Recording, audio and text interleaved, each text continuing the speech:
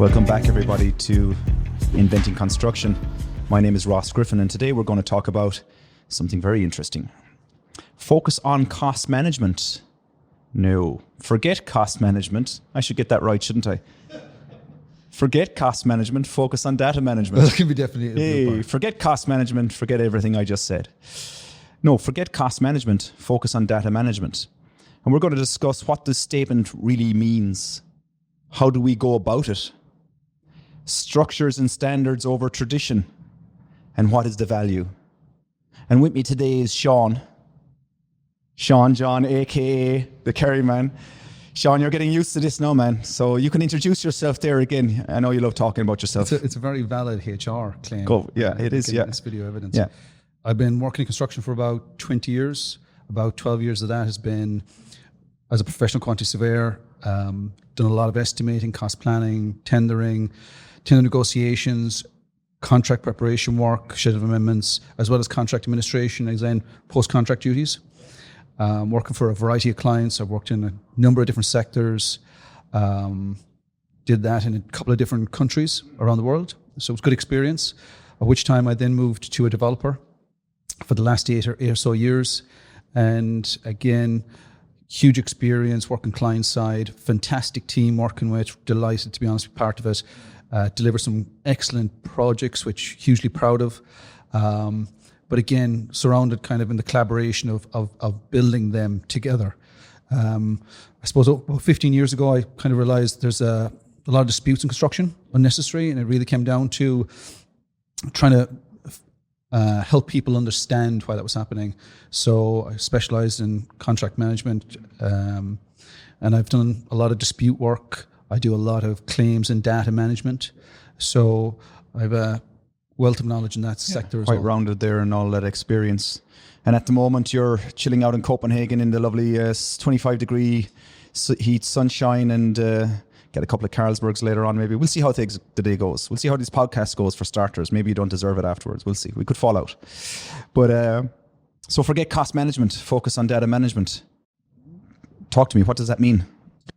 When I started, I suppose, as a quantity surveyor, commercial manager a number of years ago, the focus really was on, I suppose it still is, but to a lesser extent, we were trying to drive value through cost, which is a good philosophy. But over the last number of years, what I've really seen is what clients are looking for is ultimately the product that we're building, the components, the building, the facility, that needs to last the life expectancy of those components. As a minimum, at least. As a minimum. So you're really looking at whole life costs. And for me as a client, that was fundamental to our approach to even going out to the market. So going into, we're talking not so much about cost anymore. You're talking about the components, the whether it's the supply chain. What's this thing going to be made of? What warranties am I getting? What guarantee periods am I getting? You're looking at how long can I make this asset class last? And when does the life cycle costing kick in to start paying back for that? And will the companies be there to support that endeavor after construction finishes? Which is fundamental. So data management for me is everything we do from the very inception to the point where we say to our client, we shake their hand, we finished out the defects, everyone's happy, no disputes. You're in a place where then you move into using that data, captured in a way, rather than it going into boxes and filed, which is useless. You're in a place where we are now, as an industry, some people are using that to the betterment of their asset class. And that's saving them money and the net to gross that they're driving at. So it's saving them money because they're able to rely on their warranties. They're able to rely on their guarantees. And it's not that you're looking for someone to come and do something for free, but if you've installed a window in accordance with the manufacturer's recommendations and you've installed it with an approved installer, why as a client should you have to pay for another window if it fails when it's properly maintained, and I add that, properly maintained during the life, if it's supposed to last you 20 years? Within the parameters of the life cycle that nobody wants anything specified. more, but in the parameters that was there. So are you saying then as QSs and cost managers, we're now moving into data managers in a much more in-depth way, and are we taking on that role for clients right now in setting up assisting in setting up the project in terms of data structure, so that design information, all of that is collated under the parameters of whatever the BIM execution plan, the ICT agreements, etc. I think we should use our time more wisely now, because we are going to spend less time doing takeoff. We're going to spend less time doing the more rudimentary side of quantity surveying. But what we should do then is add value to our clients by spending more time upskilling, interfacing with the supply chain, becoming more aware of the tech that's out there, the tried and tested things that actually find out where your client is currently losing money, whether in the operation or in the asset class they're looking at. Find out the things that from their operations team, what's not working. At which point, reverse that back into the design we're looking at with the team, or make the team aware of it. So therefore, spend a bit of time and effort with your client, like real research and development into improving a component which has failed 500 times for them.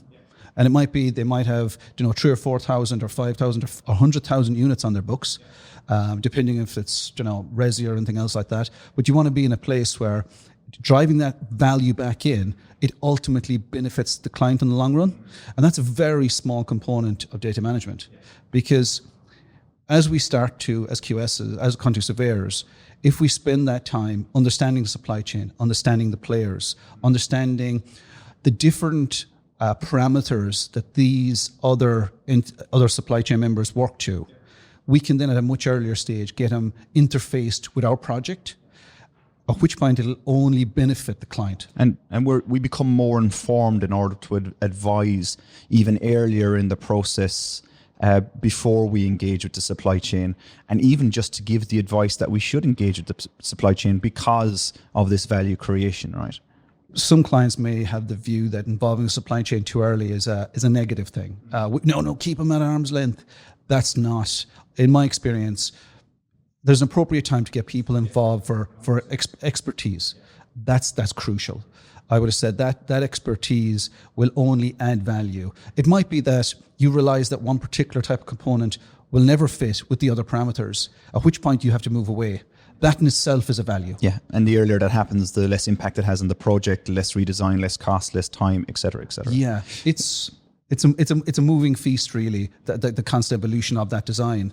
But I would have said, it's not that you're telling that supply chain member in one form or another. It's not that you're saying to them that they are getting the project. What you're doing is, and again, I'd urge design team members to build the parameters around that. I really would urge them to say, find out that there's 4 or 5 suppliers in the market. Just try to understand what the parameters they work to, because take lift shafts. Different lifts fit in different shafts. Build your project to accommodate all 5. It may cost you a tiny, tiny amount of extra concrete and rebar, but the buying gains that could give you is fantastic. And you're not limiting your supply at that very outset, because actually you're giving versatility to the main contractor, who ultimately is the expert you're bringing in to build. But coming again now, we're introducing a lot of new kind of topics there under the cost management umbrella. So there's procurement, there's strategy, there's engagement, there's contract, all of that aspect. And when you say forget about cost management, focus on data management, are we purely talking about the process of cost management, like estimating, cost planning, or are you more about the greater, I suppose, body of delivery that cost managers, quantity surveyors do? It's definitely in the wider sense. Yeah. I mean, there's certain things which we'll always have to do as cost managers. I mean, from a very simple perspective, we should be advising our clients from the outset if possible. We should be helping them establish their business cases. I would urge every client to get your professional team to help you that early. It means then you got realistic parameters of whether it works or not. But what we're trying to do here is what we're trying to do is remove the duplication of unnecessary work streams. That means ultimately you're paying less money for the product you're buying.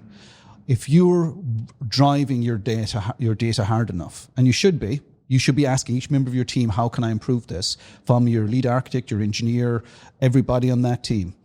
you should be working from the one platform. So I don't want to use too many like BIM model, etc. You want to be driving your data in a way that everybody can interrogate it, everybody can audit it, and then everybody can have access to it and refine it. So you're in a point where discrepancies will get picked up. The wrong thing won't get ordered. You've got a very high probability, the more eyes you have on it, someone will pick it up, raise it as a query, it's closed out. You're then in a place where the information you're tendering on, the information you're designing on, you're not overpaying as you go through the process. And as then you move from stage to stage to stage, really you get buy-in. And if you have early engagement from certain team members outside your initial design team, you're going to get natural benefits, because they'll go, we can never put that product doesn't work in that scenario, that seal doesn't work around the window, that EPDM just won't go there. Yeah, all those that things. European product doesn't work in the US. Absolutely. Or that are actually what you kind of, as a client, you get to a place with, you might realize that I need to be a little bit more sophisticated in my procurement delivery. I need to talk to certain suppliers because I want them now to enhance their product, do something different, do a bit of R&D for me, because I'm having a recurring problem that if they can eradicate, they become my solution. And I'm trying to narrow it so the clients don't have choice. But if you act with everybody who's supplying something to you, even the contractors, they're here to build the product. Yeah, I would say there's a couple of things there I just want to dig into a little bit. Investing in R&D, getting your consultants involved as a client, getting your client involved as a consultant, that doesn't have to cost the earth, moon and stars. That can be very small, it can be very basic, but it could have a huge impact. Like an example would be standardizing certain aspects of your project. For example, cost breakdown structures. Just purely standardizing that. You could argue that's a part of R&D, research and development. It could very well be, depending on what standard that you decide to take into your organization. Of course, I'd always argue use an international standard, so you can move into the international markets and speak with international clients. But R&D doesn't have to cost the ends of the earth. It's, even on a practical terms, I would say 99% of suppliers out there, if you engage with them and said, I have a recurring issue that there's a leak, they will work with you to try and remove that joint. So they will work with you, and then you go to a single piece pipe, at which point you've now stopped that issue. You've removed you've removed that risk entirely from your business. So it's about engaging in that way, getting your team to understand your problems, because that's what they're there to solve them, as opposed to designing in something later that costs you a problem, maintenance issue, a reoccurring cost. Can we remove it, guys? Yeah.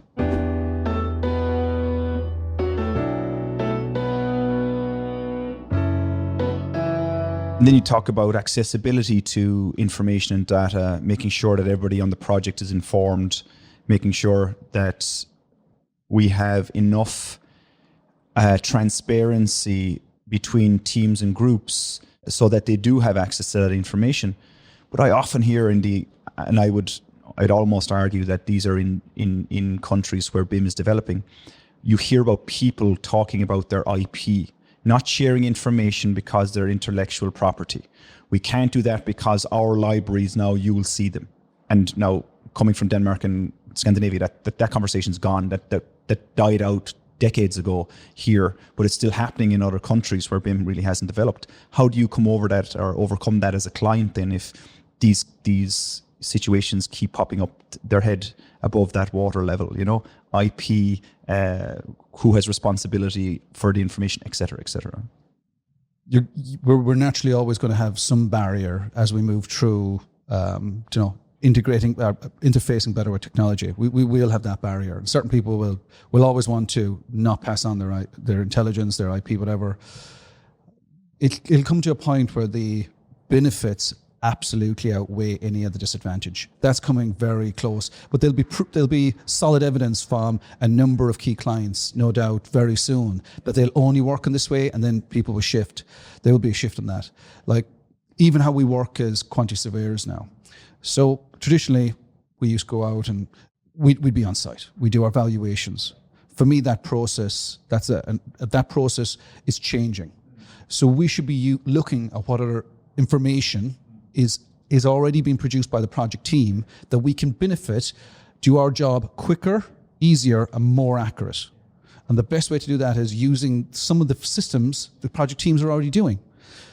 We just do a bit more front-end work. That small amount of front-end work will reduce the QS's ability and also the cost it is to a client in carrying out a simple valuation tool, which is even more accurate because actually the information you're using is being generated by the contractor and the design team, whatever the structure of the project really is. And that leads us very nicely into the kind of the third point of our subtopic, which is structures and standards kind of over traditional process models, right, or process structures. So data is key, we're saying, obviously, to projects now. It is the key to the future. But the lack of standards and lack of structures we have within our businesses, on our projects, within the industry at large, I'd almost argue is a hindrance to us developing quicker. So like for companies and smaller QS practices and even the graduate QSs here, what can we do when it comes to structures and standards within our organizations? It really comes back to the information, how we're processing it. You take a project, say a number of years ago.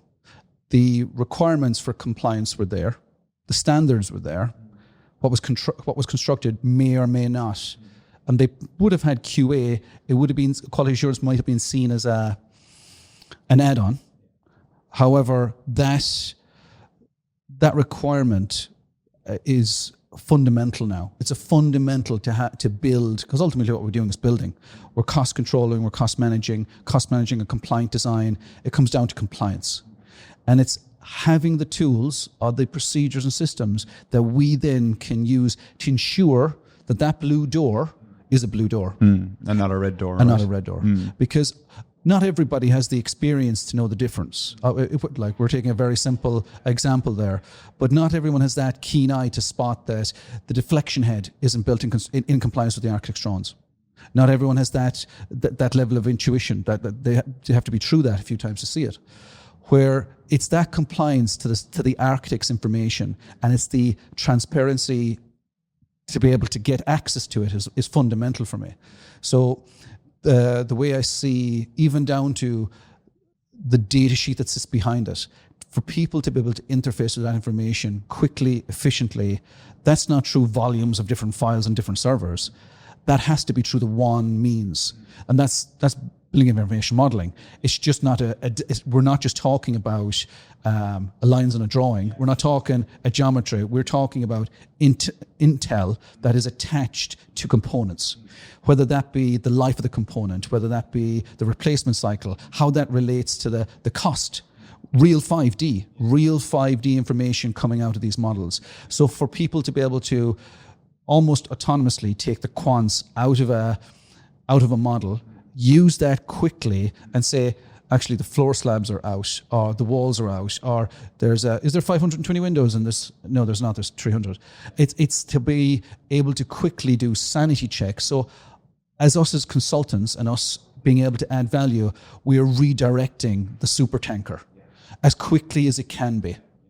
And for me, that data management, as in that having the intel at your fingers and in a usable form, whatever that might be, whether it's quality assurance, project photographs, program information, all that is assimilated back into something that key decision makers are getting a very honest, truthful picture about where their project's at. Yeah, we talked a little bit the other day about claims management and how there's probably a revolution happening within the traditional process of claims management. I know we're, don't focus on cost management, focus on data management, cost management, claims management, quantity surveyors heavily involved in both aspects of that, I would say.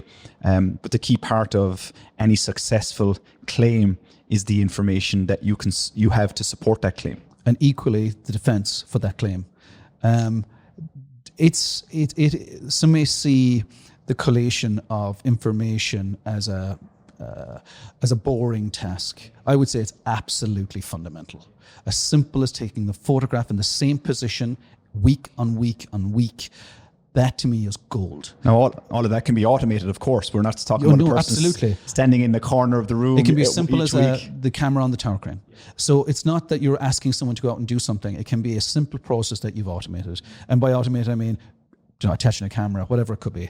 But you even down to, is your consultant team being diligent in the meetings they're having? Are they being accurate in the minutes they're keeping? Are they using the correct documents? Is there access to the contract? I don't know how many projects I've worked on over the years. The contract, the physical contracts are locked away. And on 2 occasions, they were working to the wrong information. Like that was quite a while back. But it was because somebody decided we need to lock that away. That's crazy. So you're in a place where it's that transparency that leads the whole team to a successful place. And that's great, because talking about locking that contract away, quantity surveyors and cost managers, our discipline in the industry is really challenged at the moment in terms of transparency, because people are looking at cost information as being highly confidential. Now, I argue that cost information shouldn't be confidential. Yes, total budget frame, etc., maybe before you procure. But nevertheless, when a project is finished, and you talk about data management here, when a project is finished, especially on our public projects, all of that information should be released.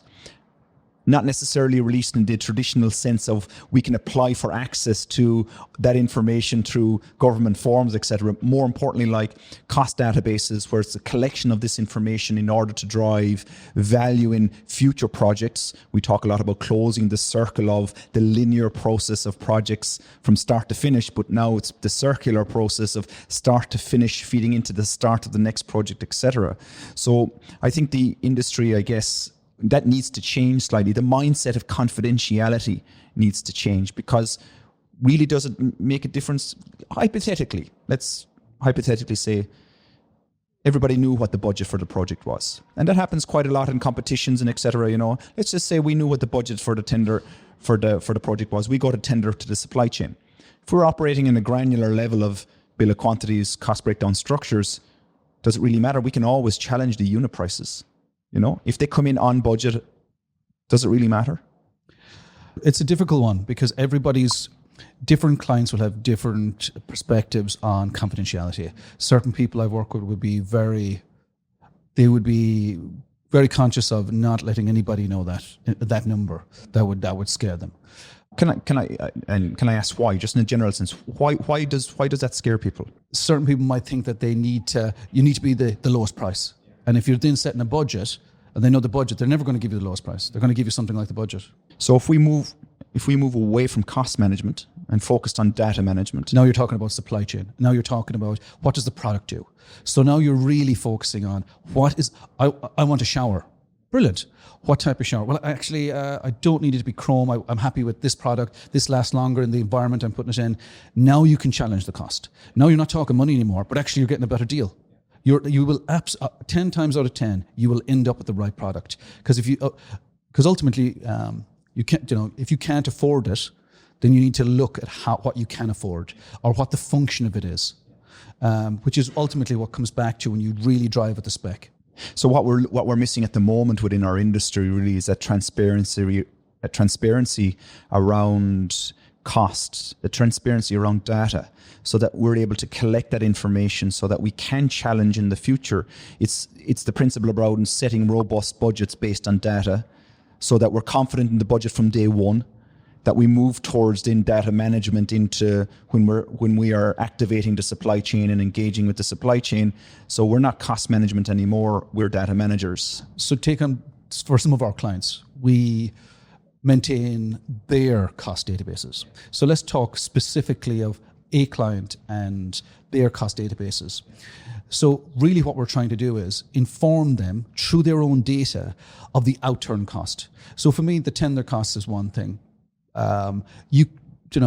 Some projects, if you put the effort in up front, you're either really clear on your design, you're really clear on your brief, which is super. You carry it to a stage D, it's 85% designed, brilliant, and you've got a contractor who's willing to take that, finish off the last bit, you'll normally 9 times out of 10 come out broadly at that cost unless you change something. And I would argue, as long as the contractor's price is robust enough for the contractor to deliver and allow them to make their margin. So my little example is based on an intelligent process involving people early, understanding the products you're talking about, and then having a degree of competition that you're not limiting the supply chain. So then you're in a place where that outturn cost. We are then informing their new projects which are coming online. So when someone says, "Oh, we always build it for £10, X whatever per square meter or whatever it is," yeah. You're in a place where you go, hold on a second. You're absolutely right with what you said. However, it wasn't. It was €25. It was because, do you remember those 4 things that you absolutely needed? Oh yeah. Because remember the operations team came back just twice and told us? So it's realigning some of those, using cost data and using the data that we're having from the whole project, feeding that back in. And this is hugely powerful stuff for repeat investor, repeat client, especially if their product type is the same. So multi-residential, social housing, data centers, manufacturing, if it is multi-manufacturing around the globe. Almost every sector. You can do every sector. In logistics. Yeah. No, the one thing I would say to you is there's always going to be a change. So if you build in year 1 and you go, your next project is year 5, there could be an advancement in tech. There could be the product might go offline. But I'm never advocating that just because you bought it for £10 in year 1, it'll be now £9 in year 5. What I'm saying is you might have to change how you spend your money because the regulations might have required, the building regs might have changed. You'll have a number of things to take in to realign to really what you come back to is what's the purpose of the building I'm building, or what's the function it serves, and how can I drive at that Mr. Design or Mr. and Mrs. Design team. The key thing there is we should be challenging the fundamentals of the project and its requirements. Yeah. So we're moving away from cost management, where you could argue cost management is just numbers. Construction management, commercial management is a little bit wider, but it's really we're focusing on data and the information available to us. But if you look at the intelligence that surrounds that, if you look at the intelligence that surrounds how we put together our historical information, how we're challenging the current budgets, it's that ability to interrogate the price point, whether it's in a range or whether it's in some type of interactive cost model. It's that basis and that information that's helping us, rather than us spending hours measuring or doing other tasks, which really we're now looking at supply chain. We're looking at, well, which type of product are we going for again?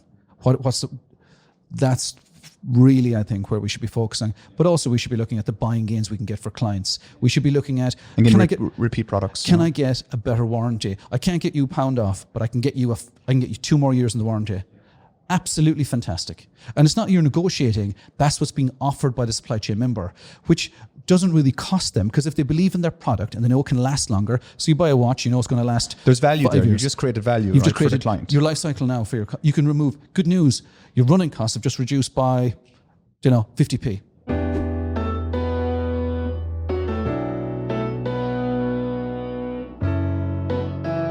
Supply chain discussions, we've talked a little bit about that today and the other podcasts as well, the other series. But in terms of structuring the data then and the standardization of that data when it comes to, forgetting cost management and focus on data management, like even your budget structures, your bills of quantities, your CBSs, how you structure the information coming back from the supply chain, what does that look like?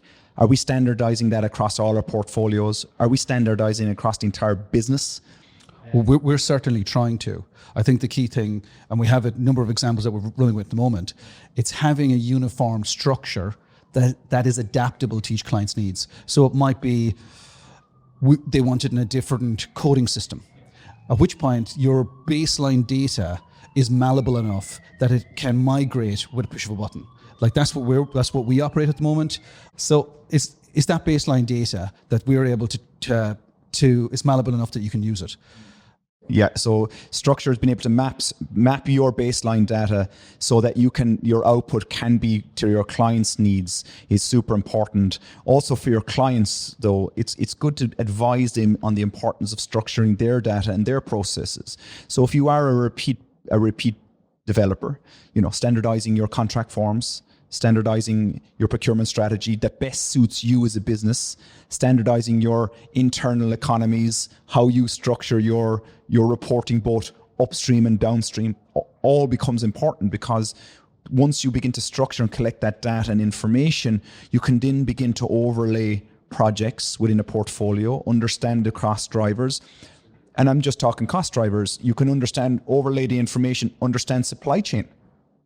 Who's supplying what, when, why, where? Like for me, it's all about risk management. You're really bringing it back to how are you interface? Which client is carrying? Actually, do you realize all your lifts are being bought with this one individual? All your windows are being bought over here. They are already committed elsewhere, because we have visibility of that with some of our clients. We can see what certain people are doing, but it's about being close enough to the supply chain to actually see if how we can assist them with that risk. I suppose going back to, we need to spend more time on the content, because the form will change. Yeah. But we absolutely do need a universal form. As QSs, and the RICS are massive advocates of that, we need to have a universal form to drive at consistency, both for everybody. And I think, it becomes an important part of this transition to data managers then, because if we just even today in a rudimentary base, if we standardize and structure our data, even if we only collect it in Excel, it's going to have huge benefits for us in the future as cost managers, because once the platforms and softwares and the developers, bring out new platforms for us, or we'll be able to use that information because it's structured and standardized much more effectively and quickly than we would if it wasn't. If it's unstructured, it becomes very difficult, almost manual, to structure that information, and that's a huge task. I couldn't see any business operating in that manual capacity. I don't think you'd get any efficiency. It would be costing you money to work in that way.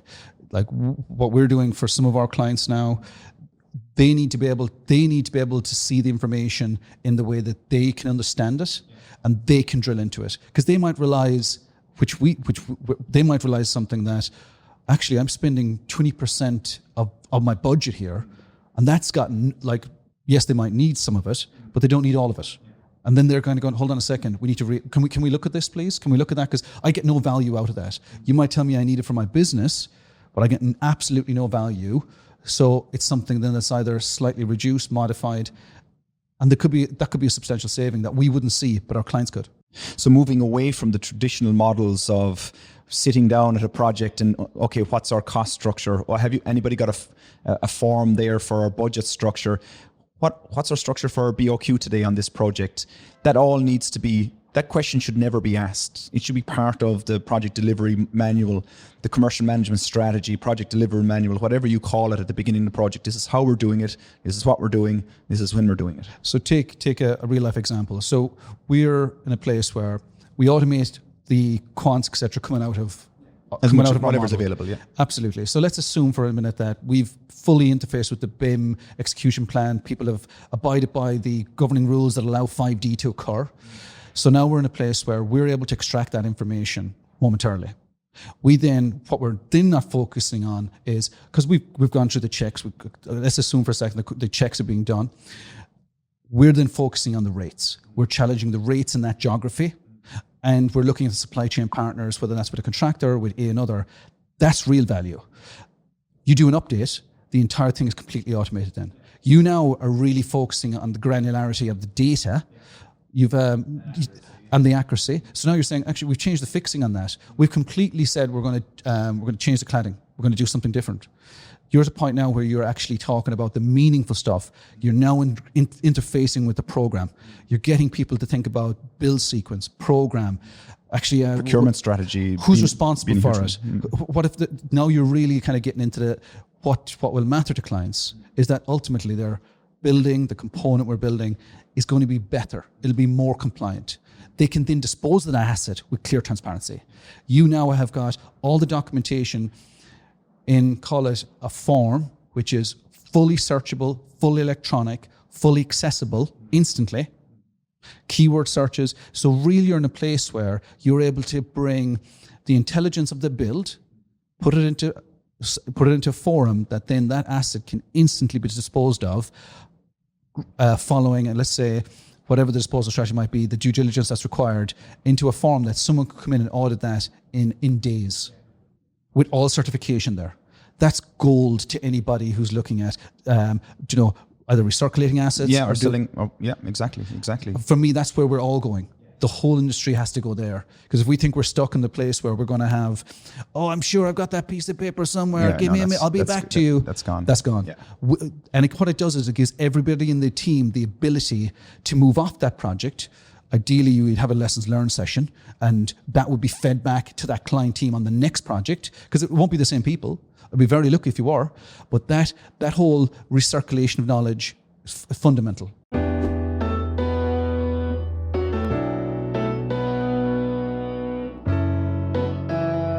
And I think that's leading very nicely into the kind of final subtopic is what's the value.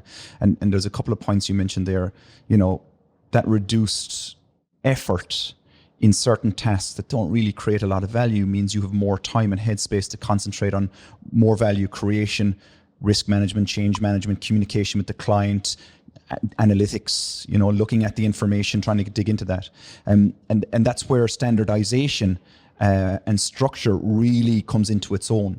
Because if you standardize and structure how you're going to manage the information, how you're going to manage the communication, it means you don't have to sit down and discuss at any moment in time what you're doing. It's already there, done and structured. What you're doing then is concentrating on the project.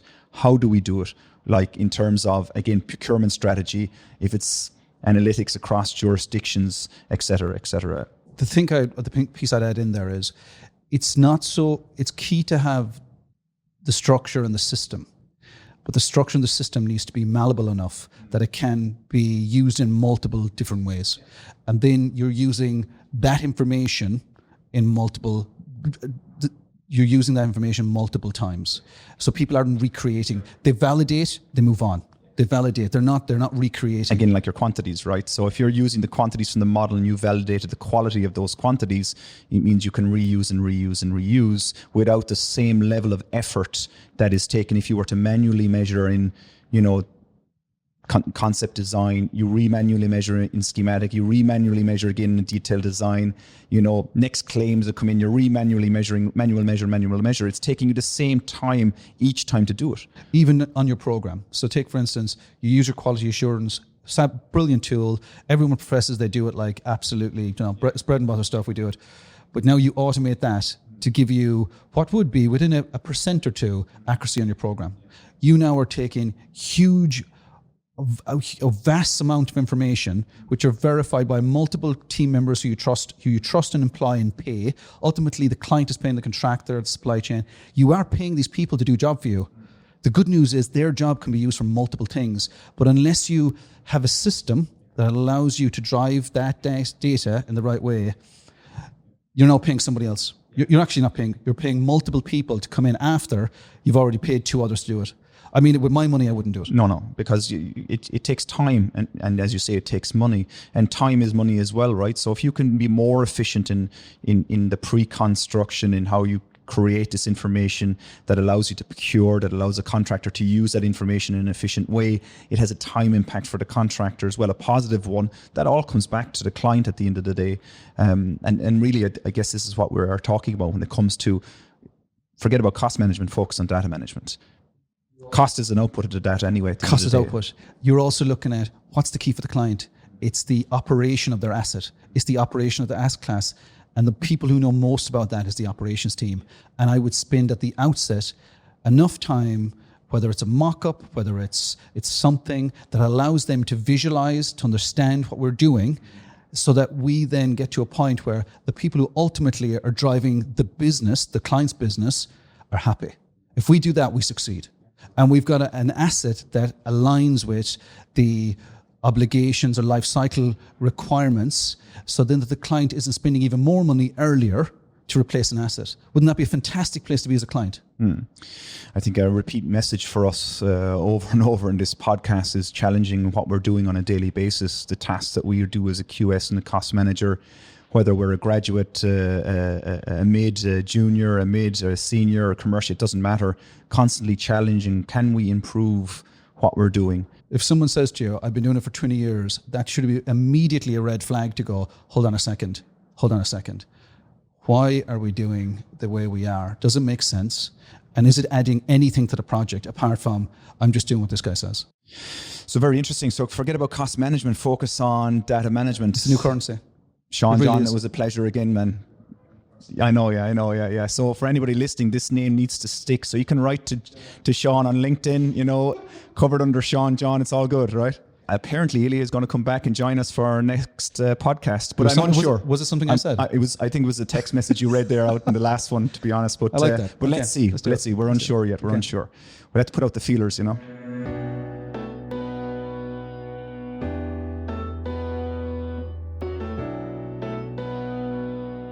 Thanks very much for listening. There's a LinkedIn link below in the show notes. We would love to connect with you. We hope you enjoyed it and have you with us in the next one. Thank you very much.